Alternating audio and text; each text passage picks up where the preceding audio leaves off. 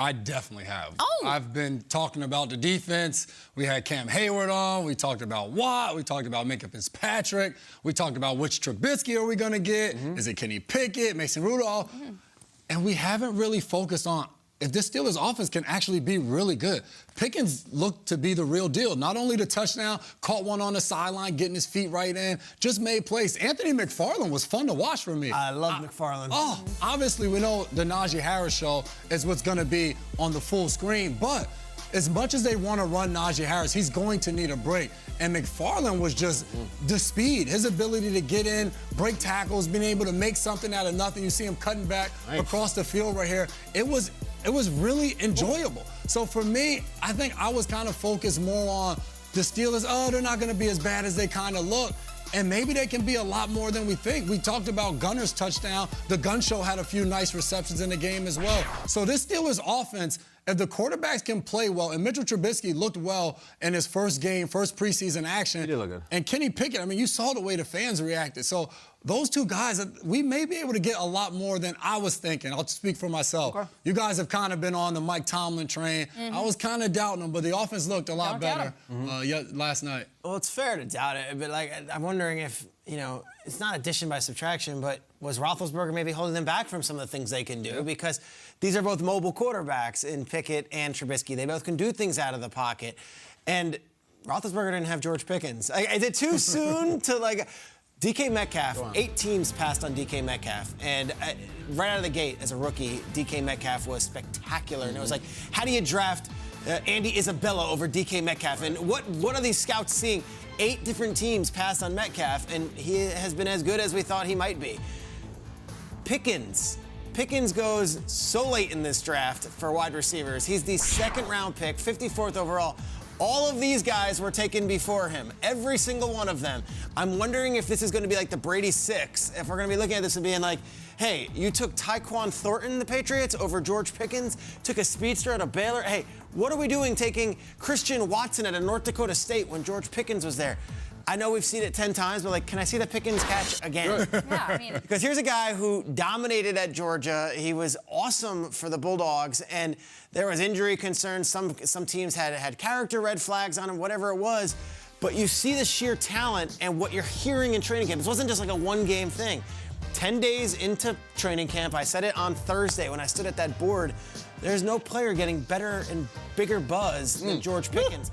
So you lose Juju, but you've got Claypool. Of course, you've got Deontay Johnson. Now you add in this guy. Like, I don't know. Like, did the Steelers just get themselves a star at wide receiver and do so in the second round, the 54th pick? Yeah, and how about a connection called Pickett to Pickens? Did they have 2 cool? stars? It sounds pretty nice, doesn't good. it? Allow me to overreact, because someone has to do it. I like that Kenny Pickett. I've always said the Steelers don't shake. They're the bedrock for our franchise. You never bet against them. They're always winning. Yep. The one thing that can really mess up a bedrock franchise is the quarterback controversy, the uncertainty. And let's just bear this out. So Mitch got the job done last night. Mitch knows how to be a starting quarterback. We also know that Mitch is Mitch, and he is not going to turn into John Elway. It's not going to happen. So if Pickett continues to wow and he continues to get the fans going and continues to look the part, what if the Steelers slump out of the gates? What if they come out to 1-2? Listen, it's Bengals, Patriots, and then Browns on national television to start the season. Mitch is not playing well. They're 1-2. They're 0-2, and they're going to the national. Is there any? Is that the winds start to blow then for Kenny Pickett? Because Mitch Trubisky is not a guy who you're like, nope, I'm not want to hear it. Mitch is our guy. He's not. You have no history with him. You have no long-term commitment to him. He is a guy who's a pro who you brought in to be the starter. But boom. I don't think Mike Tomlin is afraid of anything. Should they stumble and they're not scoring and the defense is playing great, but they cannot win these games, watch out for a Pickett thing. That could be a thing quickly, very quickly. Do you remember when Trubisky was drafted 2nd overall? Mike Glennon. Is this not the same thing all over again? Yeah, and what's different than that is that John Fox was the coach of the Bears that year, and he was in his last year. They have a Don as a head coach who will do nothing that he's not in favor of, who will just not kowtow to media or anything. If Tomlin says get him out, get him out. That was the problem with Trubisky back then, is that John Fox, I think if he comes out rough, I think it's a quick hook. I do.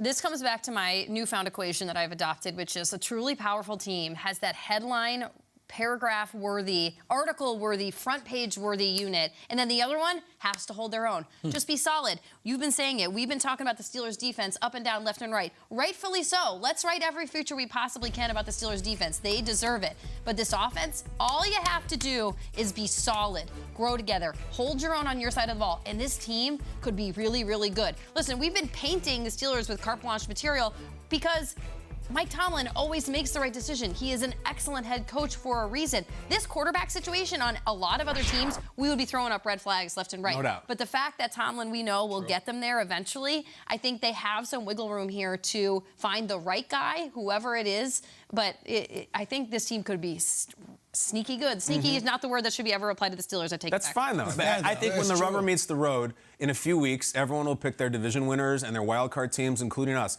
Who is actually going to say Pittsburgh's making the playoffs? They're not. I don't know if they are. When you look and you see the Ravens and Cincinnati and whatever, the AFC is so good. How much respect do you have for Tomlin and what they got going that you're saying, even in this year's AFC, I'm still thinking they're going to make the playoffs? I don't know how many they're going to do it. Yeah, I don't think many. I don't know. More shows like this, and I'm going to be totally convinced. I know.